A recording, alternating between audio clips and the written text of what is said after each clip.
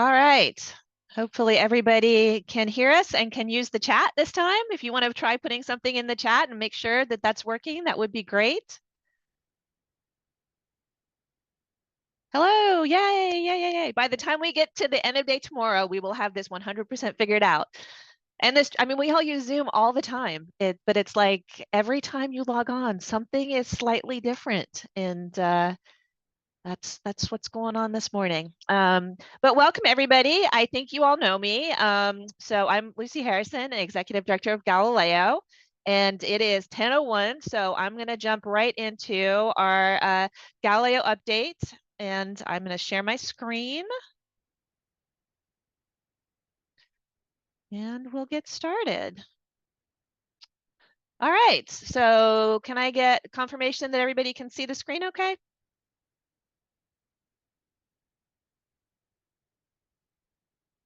Well, no, I can't see the chat, so I'll just assume. Yes, it looks like we're good. Okay, great, perfect. All right, so welcome everybody. I'm thrilled to have you all here for the Galileo Annual Conference 2024. I'm going to be covering a few things today. We are going to go through some of the Galileo improvements that have happened over the past year or so. I'm not going to hit everything. I know we've updated you regularly around stuff over the year, but I am going to focus on things that kind of hit in the realm of literacy in all of its different flavors and around our user experience and content changes that we've made this year. I'm also going to talk a little bit about our strategic planning, which we started this time last year. So we are done with that now and are ready to start embarking on those strategic goals. So I'll give you an update on how that's going. And then also we're going to take a few minutes at the end for Joy to present the GALILEO Ambassador Award, which I'm very excited about. So just a quick screenshot of all of the literacy focused efforts we've been doing this year. I'm going to run through these in a little bit more detail, but they fall into, sort of four main categories here. Changes around the new EBSCO user interface, including a cleaner design, text-to-speech options, a concept map, changes that we've made ourselves on the Bento interface, including customization in the layouts, you being able to choose content that better meets your users' needs, and embedding Ask a Librarian, which should be released in the next few days. And then updates around content, including some new ebook collections, Lexile limiters, and literacy resources. Just brief mention about our ongoing accessibility work. Accessibility is very important to us at Galileo and at the Digital Library of Georgia as well. We are going to be partnering with the Georgia Tech Center for Inclusive Design and Interoperability over the next few months to do a full review of all of our web pages and give us some ideas on what we could do to make our sites even more interesting and accessible for folks. So stay tuned for that.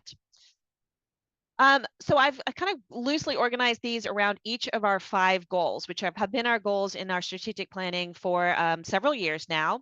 But we use those to guide our work and focus our efforts throughout the year. So the new EDS interface, the new EBSCO discovery interface, was released to public libraries not quite a year ago, back in August 2023, also released to K-12 and the technical colleges at that same time. We held off on releasing it to the remaining higher eds until just this month, but now it is live for everybody, and it does have some real improvements that I think will help your patrons engage. We got a lot of great feedback on the new user experience, the new EBSCO UI. There were 0 access or switchover issues reported. We handled the migration for most sites. If you manage your own EBSCO discovery interface, then we trained you up and gave you some heads up on what you needed to do. But the reception to date has been very, very positive. Here's, you can see a few examples of things that people have reported back to us, that the interface is much cleaner. They like the dashboard, leading to things that people weren't not easily finding before, improving the filtering options, and they love it that you can access tools like citations from the results page. So just a few quick screenshots of what this looks like. This is the new EBSCO UI. It's available to all of you now, so you should be familiar with it. If you haven't had a chance to get in and do some searches in it, I'd encourage you to do that. As you can see, it's a much cleaner interface. The filters are all across the top at this point, and then there's kind of a dashboard and some research tools down the side.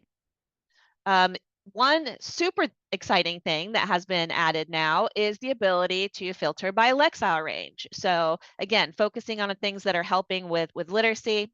And this is going to be a huge help for those of you who are working with younger students, students who are just learning to read, patrons who do not have English as their primary language. You can click on the all filters option at the top left, just under the search bar, and then it'll give you the option to limit by whichever Lexile ranges you like. So I'm searching for penguins here. I'm going to go ahead and choose the absolute lowest Lexile, 0 to 400 there. And then it'll bring back the titles that are available in that Lexile range. And you can see now the filter tab has turned blue, and you can see that there is a filter being applied to the search. So that you can access those ebooks. Another thing that we're super excited about is this text to speech option that has now been rolled out for a lot more content in the EBSCO Discovery interface. So that will be, it's not available on every single item that you'll find in EDS, but when it is available, you'll see these cute little headphone icons at the top right, and it'll say listen, and then you just click on that listen icon, and it will play back it will speak aloud the text that you're looking at, and the patron can modify it over to the right there. You can change the playback speed, you can have it automatically scroll or not, you can download the MP3, you can change the way the highlighting works, but it will just go ahead and read aloud all of the text there on the page. We're looking right now at an HTML article, but it will also do this for PDFs, which is amazing. So here's the PDF of that same article where Miss Frizzle is teaching us about penguins of the world, and you can have it read aloud the text right there in the PDF to you as you move through the book or the article. There's also, you'll notice little pop-up at the right. There's also a new recommender engine that has been released. I will say it's not fantastic right now. When I clicked on more like this, it brought up some suggestions for woodpeckers, which sure, sort of related to penguins, but perhaps not what most people will be looking for. However, EBSCO is actively investigating adding AI functionality to this, and from what we've seen so far, that will make a huge difference in the quality of the recommendations that get returned to folks when they roll that out. I also wanted to highlight the concept map. Again, this is sort of in its first iteration right now, but I think it's going to eventually be a really powerful tool and something that can help with folks who may have, may want to approach things from a more visual perspective. So if you click on that, it's under Research Tools on the left, you click on Concept Map.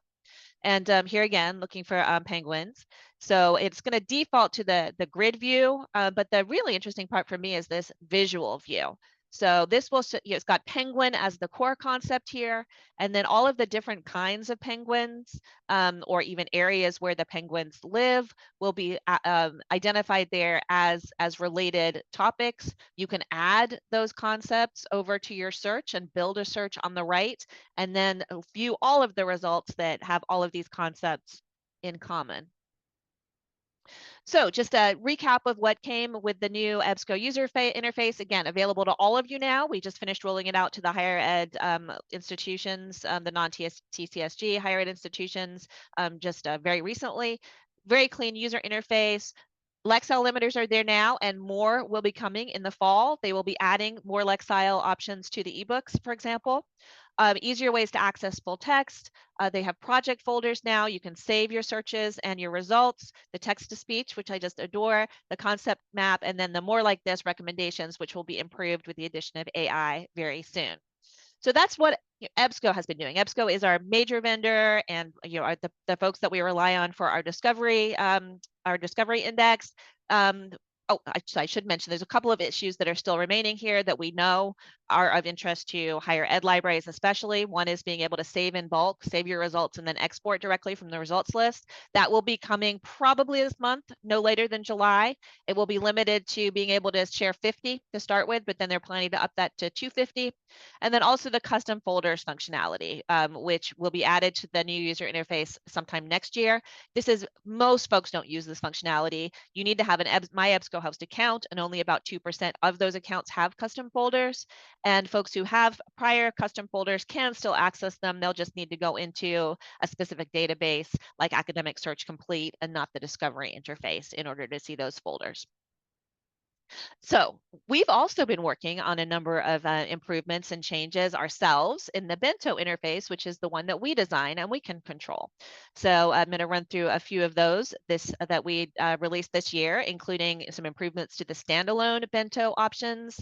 We've added the option for you to have customizable banners. We've continued to improve the admin interface and also offered user level personalization of the bento. So this is, for those of you who use the bento, this should look very familiar. This is me doing a search for Georgia history, and you can see all of my different tiles are showing up here from databases, journals, encyclopedias, scholarly articles, points of view. I am going to click on the ebooks pill at the top right there. You can also get to what I'm about to show you from at the bottom of each of the square tiles, there's a see more results. And if you click on that, that will take you to the same place. But I'm going to get there by clicking on this ebooks pill at the top of the page there. And what that's going to do is it's going to bring up what we call a standalone bento. So this is the same results that were on the bento results page, but in their own window, in their own web page. And you can, we have added all of the filters and limits off to the left there. So from just within this one bento, you can now choose to limit by publication date, by subject, by Lexile range again, by publisher, language, geography, and all of the filters that are available in the EBSCO interface. You can also choose to limit just a full text from here. You can change your sort options from here. You can show more or less in the records that show up in this search results. And you can also, if you look at the top right there, you can also permalink to this layout and share it with others or save it for your own use later. So that's a fantastic tool. You can use that to embed it on your website or in LibGuides or wherever you would like if you want to have not the full bento, but just a direct link into a really robust particular area of the bento. The other thing that we've added recently is personalization options. So actually, let me go back and show you right here. The little gearbox that's off to the right of the last pill where it says media, that little gear right there. If you click on that, it will open up for you as a librarian or as an end user patron, it will open up an option for you to personalize your bento. We know that there's a lot here. Some people may want a much cleaner interface. We have done our best to identify what the appropriate default bento results are for folks, but everybody's different. You can change this for your own libraries. You can change all this in the Galileo admin, but this allows a user to come in and make these changes themselves. So you can remove bento pills, you can rearrange them, you can add other ones. So here I've taken everything away and I've put encyclopedias first, then ebooks, then scholarly articles. They're in that order. You can see at the right if there's a drop down to add other bentos if I would like to. And when I'm done, I can just save it. And then I can, it will save for me in my browser window. So the next time I come back, it will remember that those are the selections I chose. You can also share it with others. So you could share a permanent link to just the layout or a permanent link to the layout plus search results. So especially for, say K-12 teachers or media specialists who are creating, say, Google Classroom environments, or those of you who are using LibGuides to putting together your research starters, this is an excellent way to be able to limit and compress down and show folks just what you think they would most be interested in. So yes, this is just an overview of what you can do now that we have released in the last year or so with our bento customization options. I mentioned earlier that you can make changes within the Galileo admin. If you're not familiar with the Galileo admin, Mike White on our team offers regular trainings on this, and you can always request one. This is one specific functionality that we've added very recently, which is the ability for you to add your own banners and have them show up in the Galileo interface. It's very easy to use. You can choose which audience you want it for. That's for those of you who have different audiences, elementary, middle, high school, and full view. You can add your message there, and you can include links in there. So if you want to have a, hey, we're having a training session at the library next week, register here. You can add your registration link right in the banner. You have some control over what color it's going to be, and then you can choose when to start it and when to end it. And you can save those and get back to those later in the admin module. This is what it will look like up at the top there. And again, you have some control over the color and certainly over the text and any links that go up in there. We've also, if you're in the Galileo admin, another feature that we've added recently is the ability for you to create your own bentos in your own bento tiles within the Galileo admin module. So again, we've defaulted to the ones that we think are most likely to be useful to your patrons in the interface that we deployed for you. There are many other bentos within the admin module that you can choose from. If that's not enough for you, you can create your own, and we've made it super easy for you to do that from within the Galileo admin interface. And again, if you need any help on that, feel free to reach out. We've done our own new bentos fairly recently. Russell created a couple very recently, and he used that same tool that I just showed to create those. So one that we added was a new bento for the Pines catalog. This came up in conversation with folks at the University System Office who pointed out that they'd really like college students to have an opportunity to engage with their local public libraries. They feel like that would get them, embedded into the community, help them feel more at home. And then on the reverse side of that, we have a lot of college students who are doing remote learning, whose their library may be the local public library. So we've added the Pines catalog as a bento to be able to add for any institution. Obviously, there as a default for all of the public libraries. And then we've also added consumer health, which has been added as a default for all public libraries, but it's available for anybody else to add as well. So this is what they look like. The Pines catalog bento is at the left here. It is right now going to default to the statewide Pines view, but once you get in there, you can choose to limit down to your local library. A couple of things that are almost ready to go. One that we're very excited about is Ask a Librarian integration. We have LibChat working. We had a session last week with the 2 libraries that are piloting that for us, and we will be releasing this very shortly. And the next one that we're going to look at is library help. We think that'll cover most of the Ask a Librarian integrations, but if there's a long tail that we need to get to, we'll address those down the road as well. Here's what that's going to look like. So up at the top right, next to the support button, there'll now be an Ask a Librarian option for those of you who are choosing to implement this. This is totally up to you. You need to have your own Ask a Librarian service. And right now, the first iteration, again, will be LibChat. It will actually know if there's somebody online right now. If it's offline, obviously that will go to the email option if you have that enabled. But if it's online, this will show up and show that there is a librarian available to chat. And then when you click on that, you'll be able to engage with them right from within the right as they're using the Galileo interface. Also, something that we're releasing very soon here is some changes to the K-12 views. So again, the higher ed libraries, you only get one view.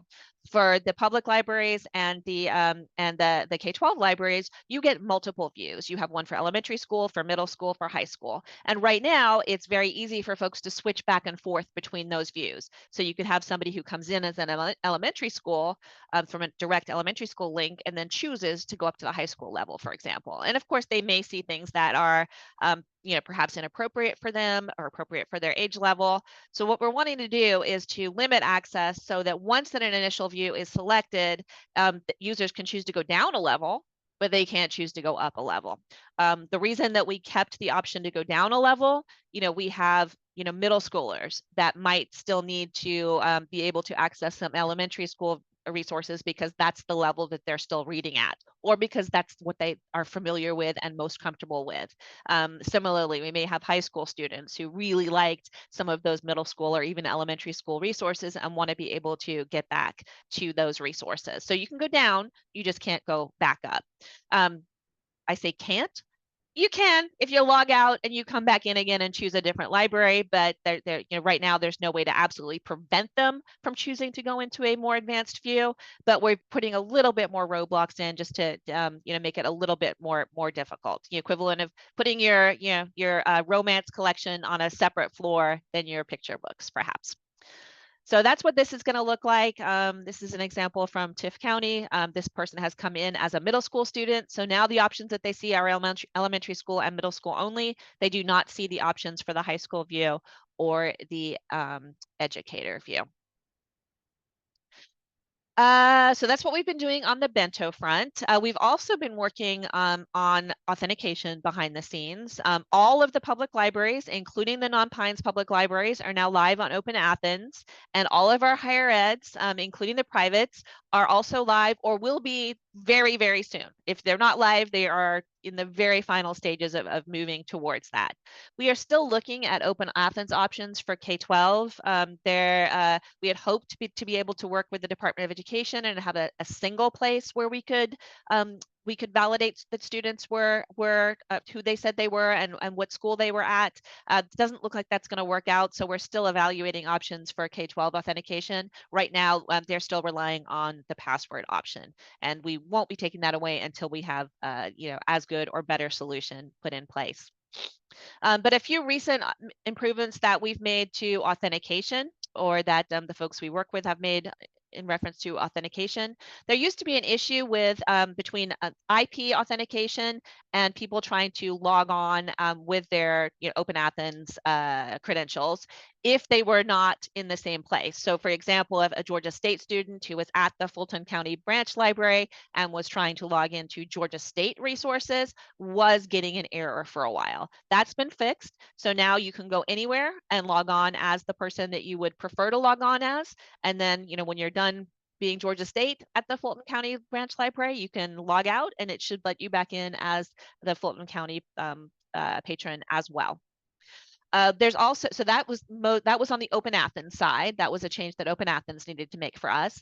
The EBSCO has also been making improvements to login functionality. For a while, they had some rather scary security warnings that were popping up, and folks were kind of stumbling into EBSCO resources from the open web and getting hit with some rather odd-looking screens. They are working to improve that. They've already removed much of the scary language. So this is now this is what you'll see now if you're trying to establish an EBSCO account. It's a lot more user-friendly. It will explain why it's important to log in, but you can also just skip for now.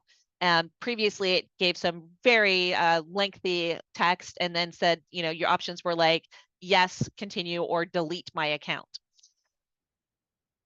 And so the other change that EBSCO is making is to let folks go ahead and use the EBSCO content and then prompt them to create that account only at the point that they really need to do so. So, that would be like if you want to save your searches for later, if you want to save them to a project, if it's something that you're going to need to get back into later, obviously EBSCO is going to need to know who you are in order to reconnect you with that content or with that functionality. But the screen that it will now prompt you to create that account is a lot more user-friendly, and hopefully folks will and it'll only pop up at the point of need, and hopefully folks will feel more comfortable creating that account. We have a few goals that we know for sure we're looking at for next year in this area. One is that we know that we need to make some changes to the interface to make it be more K-12 friendly. I'll get into a little bit more about that means later on, but K-12 is our second largest user of Galileo, and we've been doing some experimentation and finding out that it's really difficult for some younger kids especially to log in and access through the Galileo portal. We are also looking at ways to make our content more discoverable outside of just before you log into Galileo on the open web. We'll be adding a Georgia Historic Newspapers bento, and we're also beginning to play around with AI, and I'll talk more about that later as well.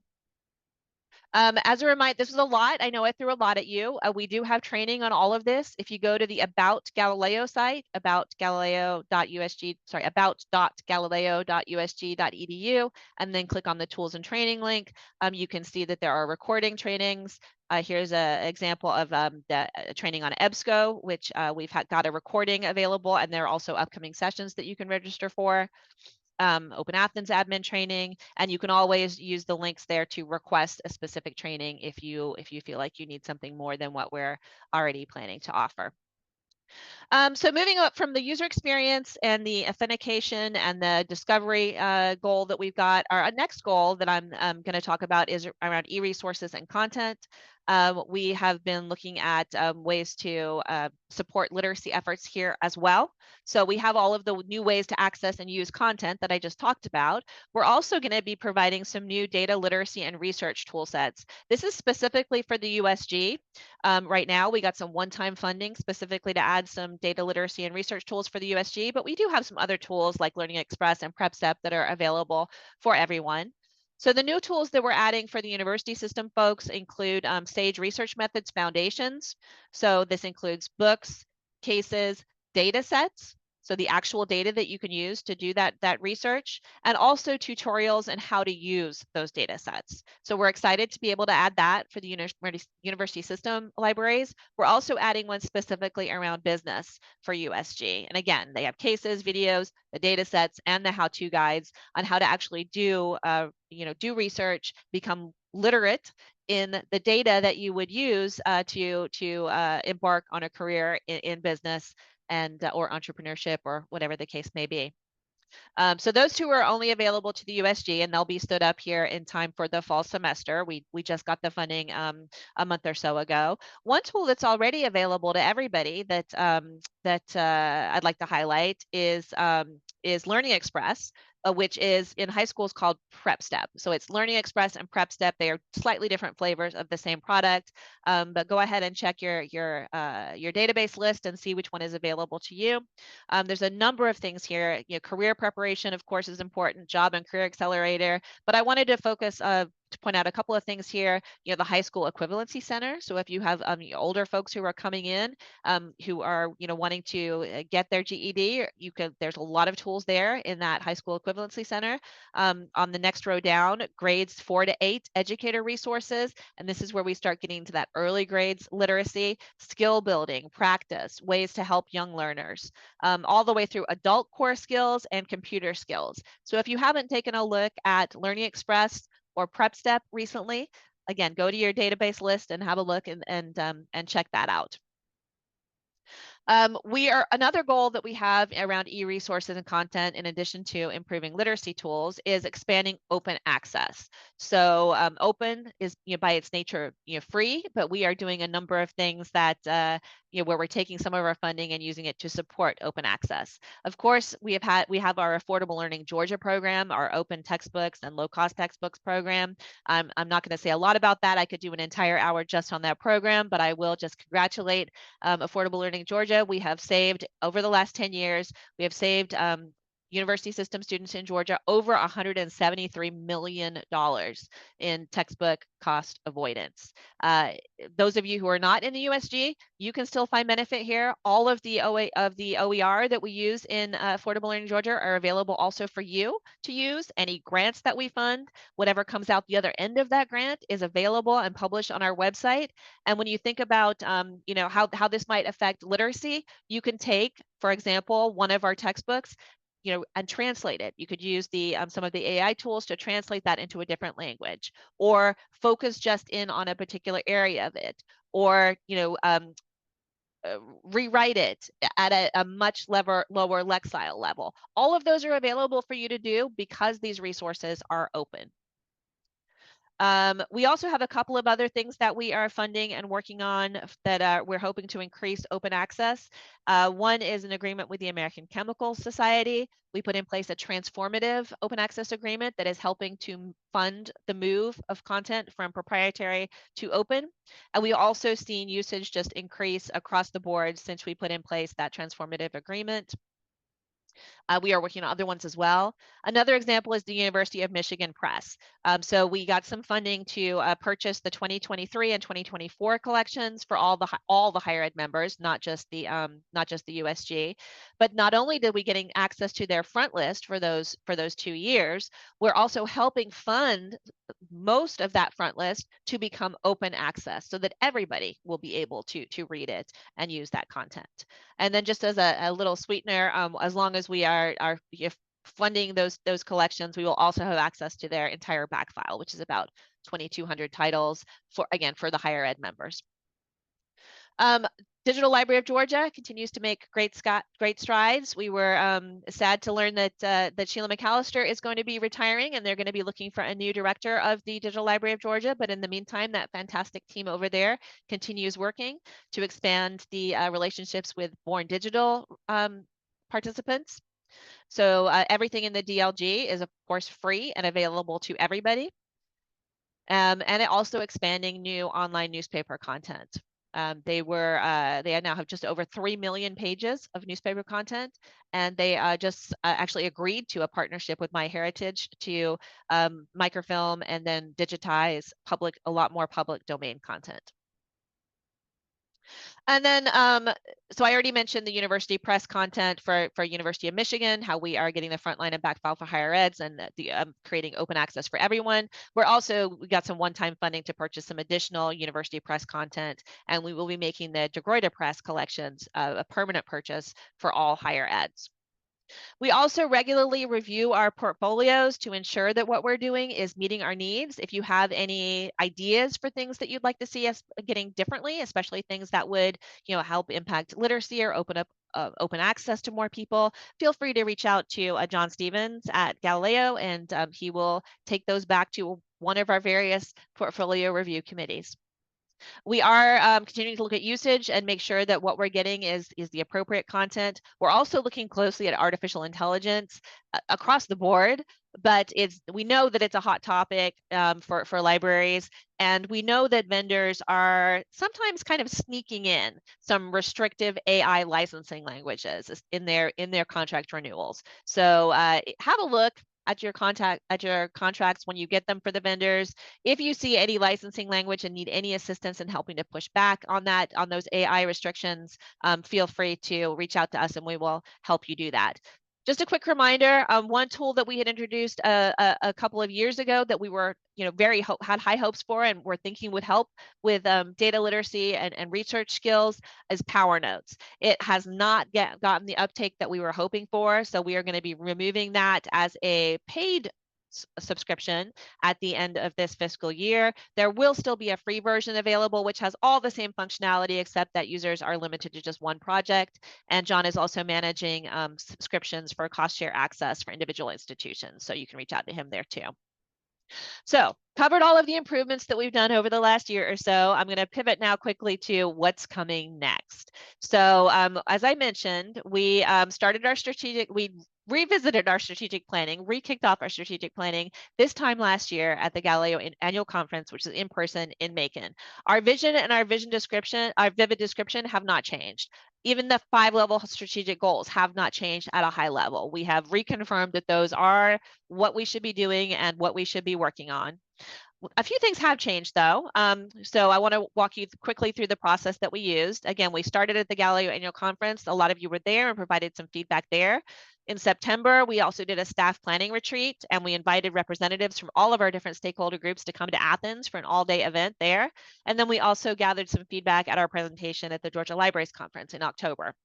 So here's a picture of us doing some interesting things with marshmallows and spaghetti at our staff retreat. Here's a lot of good feedback that we got from various places, including at the Georgia Libraries Conference. We took, all of that, brought it back to our governance boards, Galileo Steering Committee and Regents Academic Committee on Libraries, and got input from them as well. And then we kind of distilled that down to what we felt was probably going to be the stuff that was of most interest to folks, and added 14 questions to our Galileo annual survey. That was posted the first 2 weeks in November. It was behind a login wall. It was inside Galileo this year because we just got so much spam last year. We got just around the same amount of good responses this year, but we did not have to sift through almost 4,000 spam responses. So Joy was very happy about that.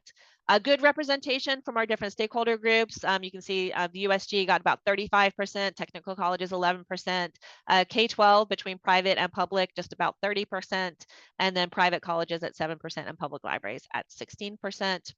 I will say, there are some very strong opinions about the bento out there. You can see that you either love it or you hate it. For example, 5 or so bullets up from the bottom, somebody is saying that the simpler search is awful, infantilizing, and insulting. Please get rid of it. But if you look at the bottom one, apparently the bento search is perfect, beautiful, and better than ChatGPT. So very strong opinions there. The good news is you don't have to default to the bento if that's not what you want. We have no plans to take away the classic search, and it is absolutely an option for your institution to have that be the default for your users. So these were the questions that we asked. We asked about AI, about discovering content on the open web, K-12, various other things. And this is what came back as the top ranked options according to the library staff who ranked those 14 questions on the survey. Information and data literacy training for adults and college students, including college level Galileo training modules in learning management systems, was number 1. More open access content. The idea that we maybe should revisit the idea of having a Galileo search app, which is interesting. Better did you mean functionality, and then more kid-friendly interface for K-12. We did ask about AI, and interestingly, Integrate AI was ranked by far the lowest on being important or critical, but by far the highest on nice to have if resources allow. So we will take that slightly contradictory advice in hand and move forward with exploring it.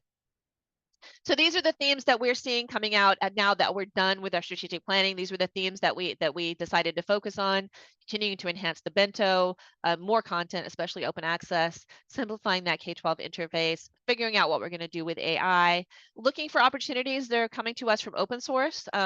Those of you on the university system side should not come as any surprise to you that we are moving to Folio and OpenRS, which are both open platforms. How could we potentially use those to leverage other usage across the Galileo universe? The need for more training courses, and concerns about long-term funding. I am happy to let you know that we did get a partial restoration of our funding that was cut in 2021. It wasn't entirely restored, but we did get a partial restoration, and we're very thankful for that. It gives us some breathing room moving forward. So then we align those with all of the goals that we have going on. Hold on a second. Dina is telling me to look at the chat. 1 second. Well, now my chat won't pull up. Well, let me click over to chat and see what's going on. Okay, just a note to look at it. All right, so we took all of those ideas that came in through strategic planning and aligned them with our existing goals. So this is our plan for the next year. We are, as I said, around goal 1, user interface, definitely planning to make the user interface more K-12 user-friendly, looking at ways to identify Galileo content on the open web, the app, continuing to improve the bento interface, and start looking at some low-hanging fruit AI projects. So a few things that we're doing in those areas right now. We are already gathering feedback from some students. We are working with somebody at the system office who is a K-12 educator. We ourselves, a lot of us who work at Galileo have younger kids, so we're getting some feedback on how the current state of things works for them. The idea here is that we want to make sure they've got the resources that are appropriate for them. A little bit of some walls around that though, especially for the youngest kids. We are working with vendors to get more appropriate content delineations in place. So for example, the EBSCO K-8 ebook collection, there's a big difference between an 8th grader and a kindergartner. So they are going to be releasing pretty soon collections that break that down into more discrete age groups, so that we can add just the appropriate content for each of our user groups there. Also looking to make the interface more appealing and figuring out longer term authentication in a way that's going to really meet those younger kids' needs. Discovering Galileo content on the open web. Of course, we love it when folks come to the Galileo website and log in that way. We know they come in through your institutions, through your libraries. They also just look on the open web. They also just search Google. They also go to Google Scholar. So what are some ways that we can be better incorporated into those environments, which we know are the default for them? So we're looking at EBSCO browser plugins, Google Scholar options. The university system is getting Bibliograph as part of their Folio and OpenRS. move, which will surface holdings from all of the USG libraries on the web. And then we're just exploring linked data in general and looking at ways that we could turn on unpaywall for the results to open up open access within the Galileo searches.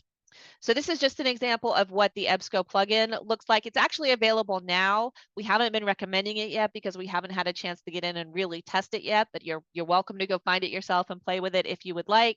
This is a Wikipedia article, and what it does is for any of the links there that once you install the browser plugin, EBSCO will know which library you're at and will put this little link to EBSCO content for any of the things that it believes you have access to through your EBSCO subscription.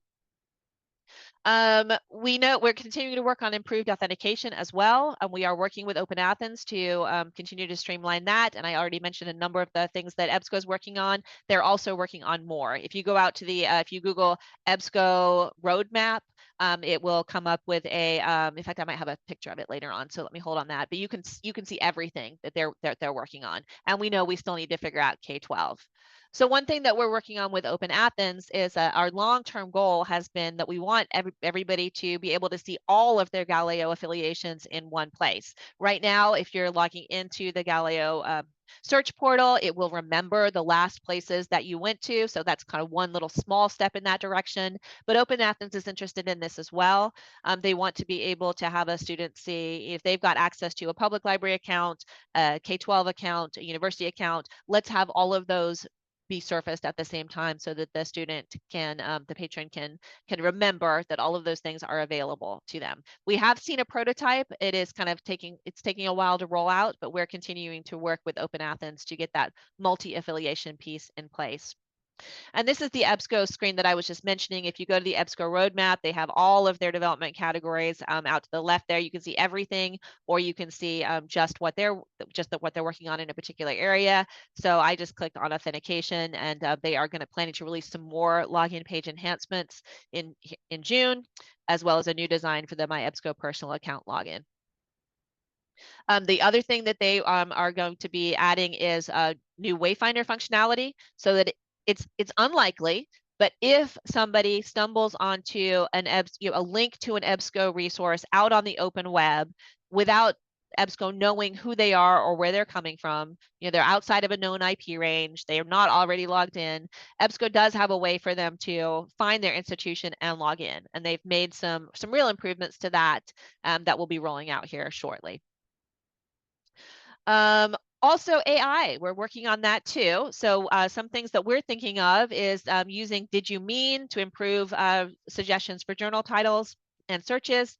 We're looking at ways to embed a chatbot with the Galileo FAQs, perhaps using AI to write database descriptions for at different Lexile levels or in different languages. And of course, all of the vendors are exploring with this as well. We know there's a lot more. So again, if you have an idea for how Galileo might be exploring AI, feel free to reach out and let us know.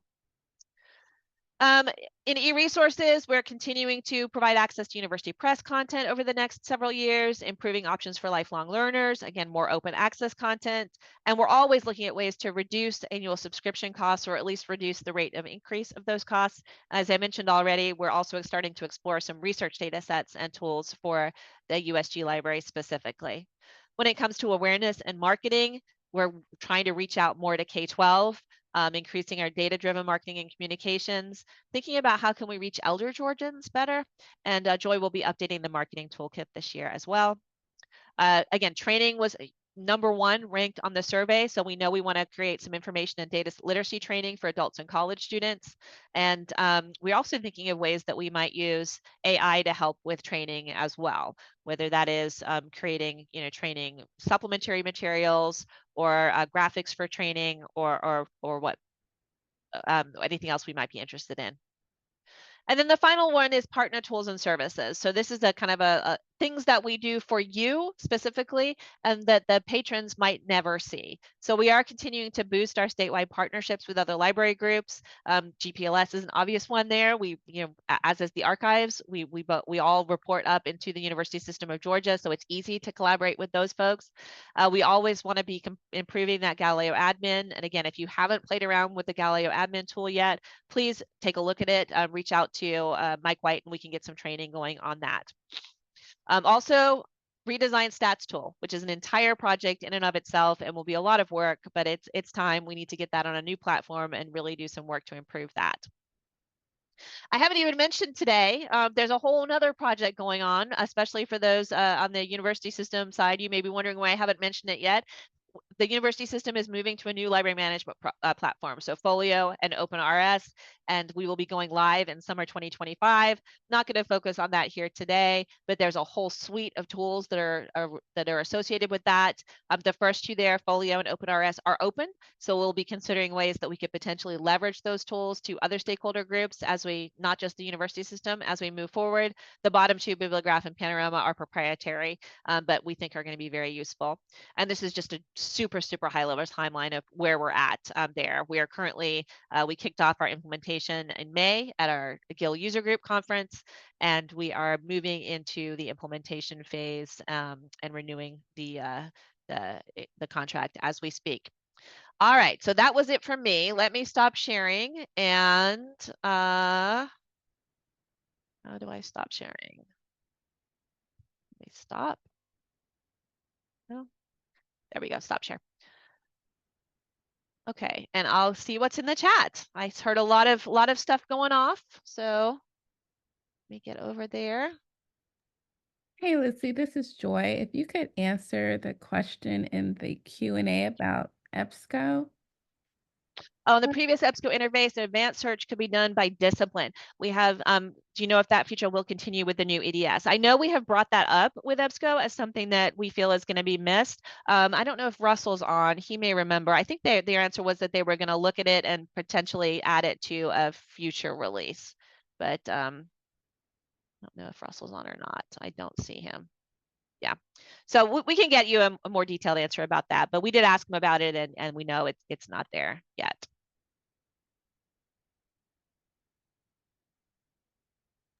The other question that I had seen from someone, I believe I answered correctly, but it was regarding whether high schoolers, when we change what version they have access to, will they be able to see the educator view? Because for the AP and the IB students, that educator view becomes important. Yeah, so let me say first off, this will, I didn't mention this, but you will have the control of whether you want to have that limit in place or not. So it is something that we will be deploying by default. We will be saying if you come in as a high schooler, you're not going to be able to see that educator view. However, if you tell us that's not what you want, or if you have access to the admin module and feel comfortable doing it, you can go in and make that change so that that limit will not apply to in your school district. So that's one way around it. The other thing I will mention is that that instructors can always share the direct link to something with their students. So if you have content that you want AP students to be able to get to, you can always go in, find the permalink for that database, that article, that ebook, whatever it is, and send that directly to those AP students or embed it in their AP class. So those would be the two options there, is just not turn that on, or choose the content that you want to make available to AP students and share that out, in a different format. Okay, another question I see, not in the Q&A, but in the chat, may have been answered. Is there a way for non-university affiliated people to access the higher ed materials that are not open access? So there is one way that you can do it is to go in person to your higher ed institution close by. We do have one of the the founding Galileo policies is that if you're a member of Galileo, it is required that you provide walk-in access for anybody who comes in. So that's the the old go there in person and access it way is always going to be relevant. Beyond that, these are largely things that we pay a lot of money for, or that universities pay a lot of money for. So they're not wide open, but they're always willing to interlibrary loan things to you, of course.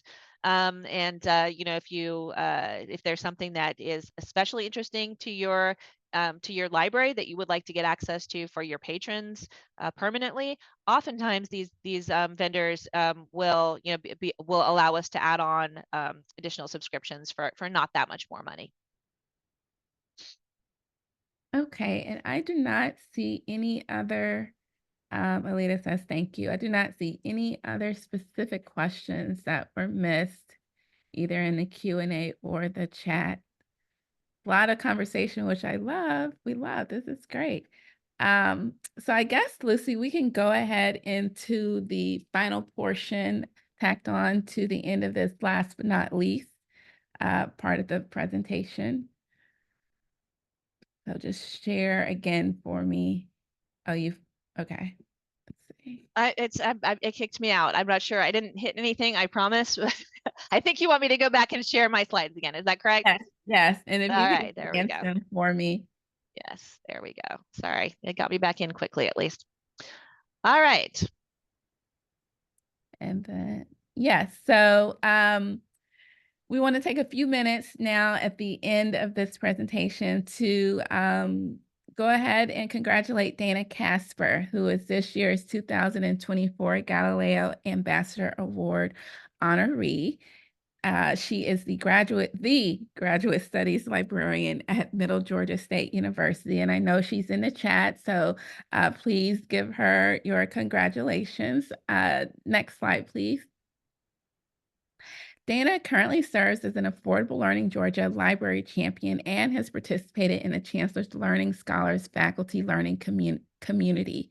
Her teaching philosophy emphasizes active engagement, social learning, and facilitating knowledge construction.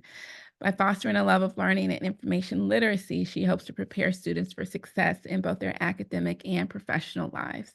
Next slide.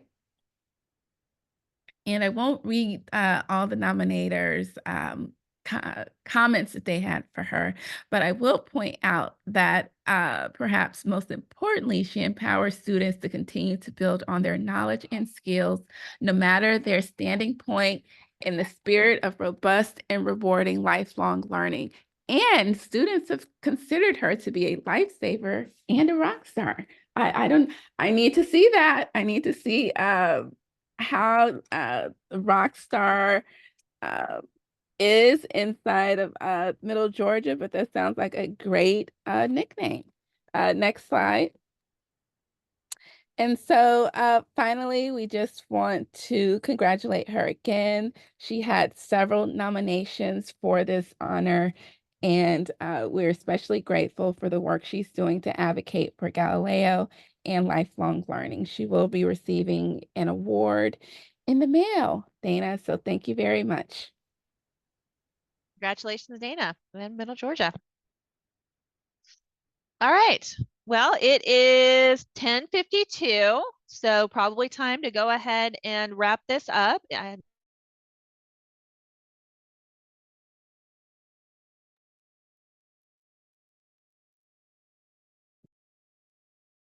Obviously, Zoom wants me to be done because it's kicking me out again. So I'm going to go ahead and stop the recording. Thank you, everybody, and enjoy the rest of the conference. Again, everything's in Sched. That's where you need to go. So log into Sched and you should see everything there. All right.